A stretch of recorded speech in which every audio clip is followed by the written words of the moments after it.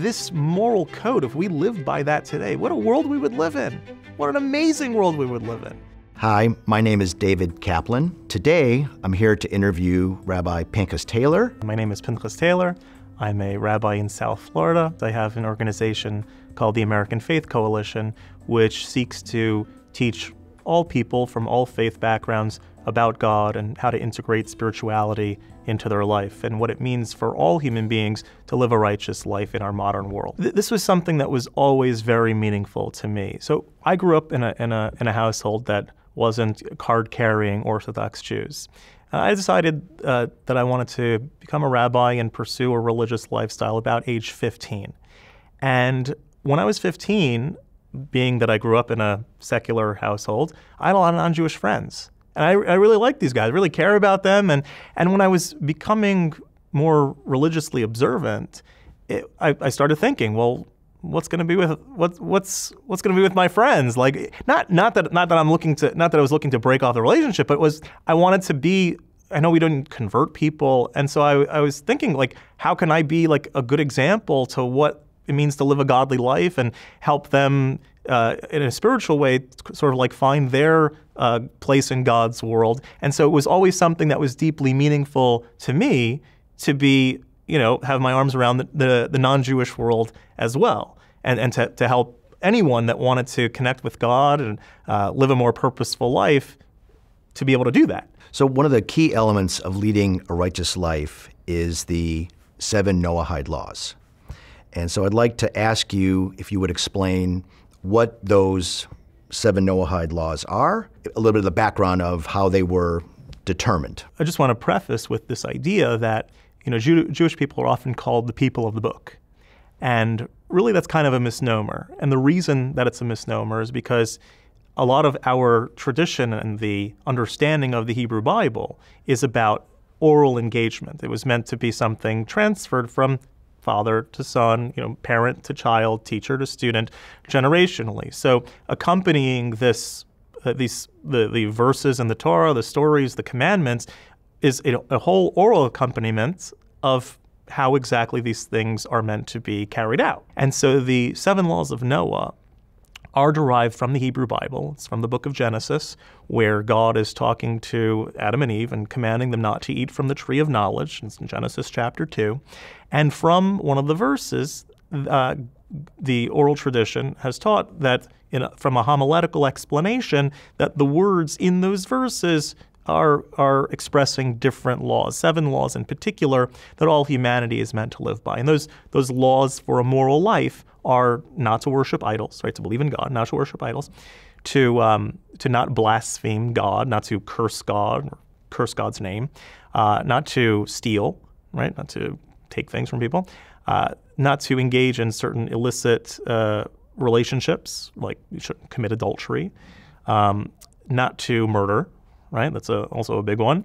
Another one is actually interesting, not to mistreat animals. And the 7th of the 7 Noahide Laws is to establish courts of justice that uphold the other 6. It's the one sort of positive commandment of what you must do as opposed to what you're supposed to avoid. And so through this, we establish a civilized, godly world that we can all live in together. It's interesting that in some respects, the 7 Noahide Laws have some similarities with Jewish law, but it's certainly in terms of just the amount, there's some major differences. So I want to ask you if you could discuss some of the reasons for the differences between what's expected of a Jew who has an oral Torah, 613 commandments, and non-Jews who are expected to keep, comparatively a more limited number of commandments, which are the 7 Noahide Laws. It's interesting that we talk about the 613 commandments of the Jewish people, but the truth is that even amongst that 613, they're not all relevant to all Jews at all times. Some of them are limited to the land of Israel. Some of them are limited to temple times and regarding sacrifices.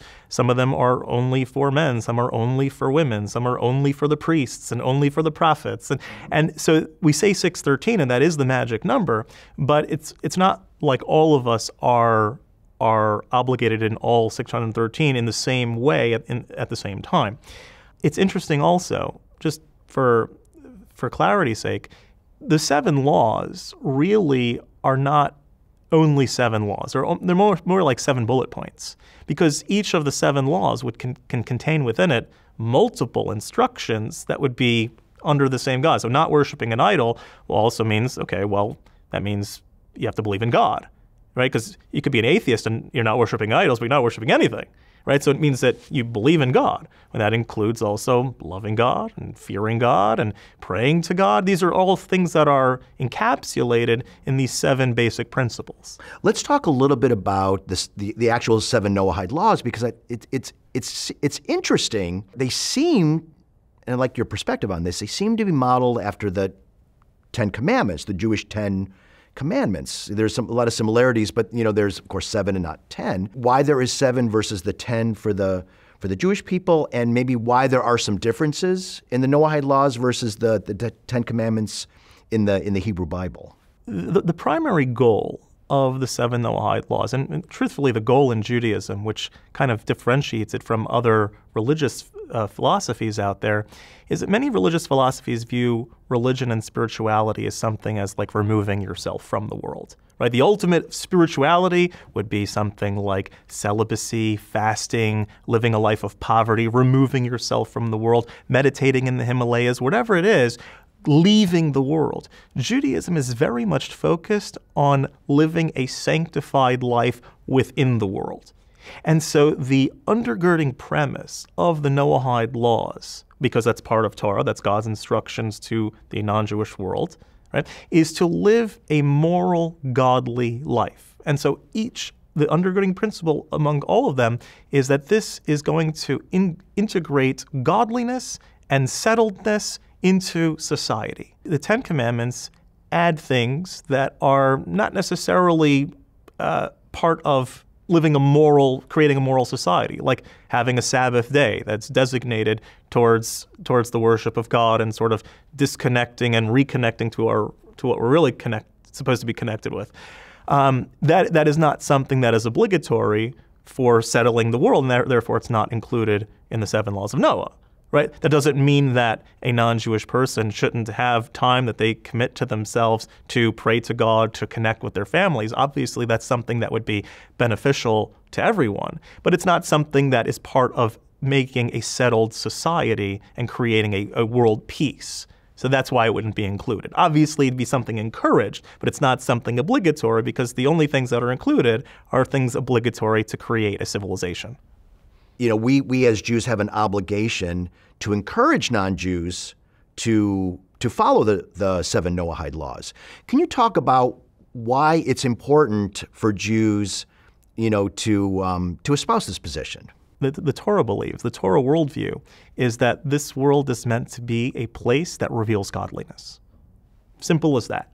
And that is something that is inclusive of all humanity. It's something that God created this world, which is a place that on the surface kind of conceals godliness. You could look around and see a world that is not so godly. But deep down, in every person and in every object and in every situation is a godly core, a godly spark. And our job as human beings is to bring the world up to that state of consciousness, a godly consciousness. And so to teach people the value of living a righteous life, of living a moral life, of living a godly life, a purpose-driven life, that's something that is not just for Jews to benefit from. That's something for all of humanity to get on board with. One interesting way that we can look at humanity is almost like one big body with one big soul, and we're trying to sort of perfect and correct and live a healthy physical, moral, emotional, and spiritual life as a collective human body. And there's different parts of the body that have different function, but they're all part of the same body. And so the idea is this inclusivity. The idea is that all people we all have one source, one Father in heaven that is over us all. We're all children of God in that sense. And that is beyond religion or creed. That is something that we're just all part of one human body, one human family. We may have different commandments and responsibilities like we talked about before, but the root that undergirds everything is that we all are children of God that have a divine mission, that we are created in the image of God, that we all have a divine purpose, and let's explore the Torah's vision of bringing out that unity in humanity for our ultimate destiny, which we're all in together. What are we all? What's the ultimate belief in Judaism? Is that we're all heading to this ultimate destiny of a world of peace, of a world where there's no more war, where there's no more disease, where there's no more hardships. That's what we want. And so this moral code, if we lived by that today, what a world we would live in. What an amazing world we would live in. And so that's the unity that we're trying to promote. It's not about religion or creed. It's about what unites us, which is a soul and a spark of godliness within us all. Obviously, the Noahide Laws were constructed a long, long time ago, and some folks might have questions about their relevance today. Are they still applicable today? So, what are your thoughts on that? I think they're more applicable now than they ever were. When does murder become outdated? In other words, yeah, so it was prohibited to murder people 3,000 years ago, but that's equally relevant today. And when does theft get outdated? Right? So that's equally, and the idea of living a godly-oriented life and establishing courts of justice that uphold a moral society, that's something that is eternal. And I think an interesting thing to elaborate on, why 7 laws? Right? Why not 8 laws? Why not 6 laws? Why 7? It's like this. It's interesting because from a Torah vantage point, the number 7 symbolizes completion in creation.